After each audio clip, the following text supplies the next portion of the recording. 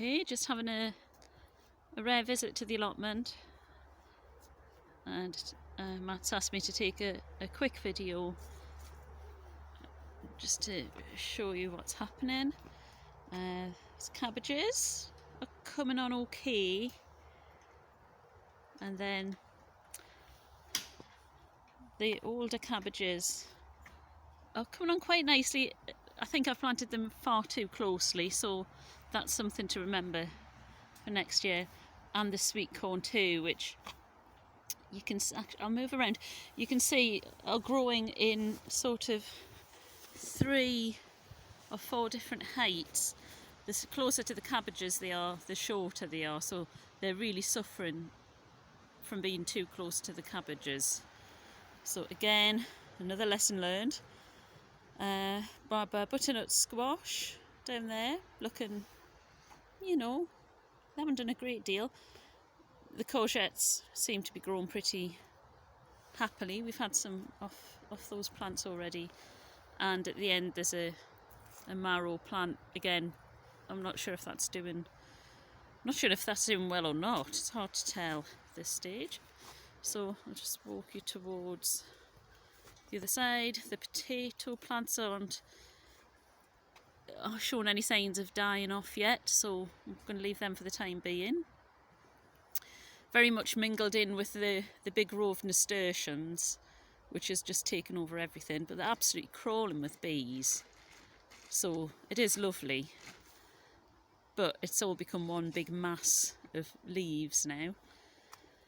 Little marigold bed. The French dwarf French beans are producing little bean shoots now, starting off. And the peas, we've got some peas. It hasn't grown as high as I thought it might, but I'm not sure. I think I'm surprised they've grown at all, because I wasn't. They just looked for a couple of months. It looked like they weren't going to do anything, and they have. So any peas we get off these plants will be a real bonus, and we'll be really happy with that. Again, the allium. Oh, I mean, you probably can't see on the video, but sort of every 5th or 6th head has a bee feeding on it, so that's nice. I'll just walk over a little grassy patch.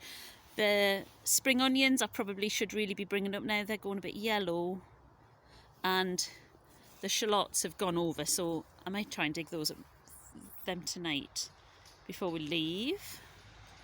Jerusalem artichokes, they just get bigger and bigger. I mean, they're quite pleasing, but I don't know if it's something I'm really keen on growing every year. And then down there, just the regular white onions. Oh, there's a frog. Oh, I bet you can't see it. It's really hard to spot. Oh, he's hopped off. The fennel of Florence is coming on nicely. It's all fluffy and very pretty leaves, pretty foliage. The lavender's lost its colour now. Matt's not sure if it's because he's overwatered it, or maybe it's just its time. It's just the right time for it to lose its colour. We've got one flower coming up on the sweet peas, right in the middle. You can see that. So hopefully there'll be more of that. Matt has mulched around the trees because some of our fruit trees aren't looking happy. The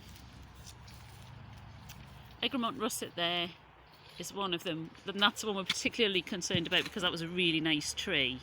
The other ones were just sort of £5 each, give them a try, but this one was in really good shape and it was looking great, and then all of a sudden it's not looking so great.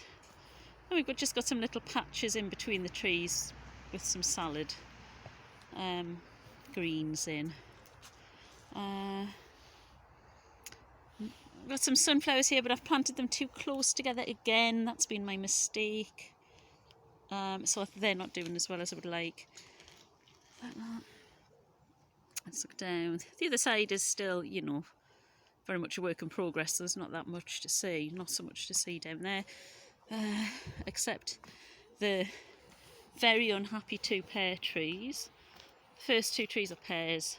The next 2 are plum trees, Victoria plums, and they look fine. The end one's a Stella cherry, and that really looks like it's given up the ghost. I'm hoping the pear trees might come back.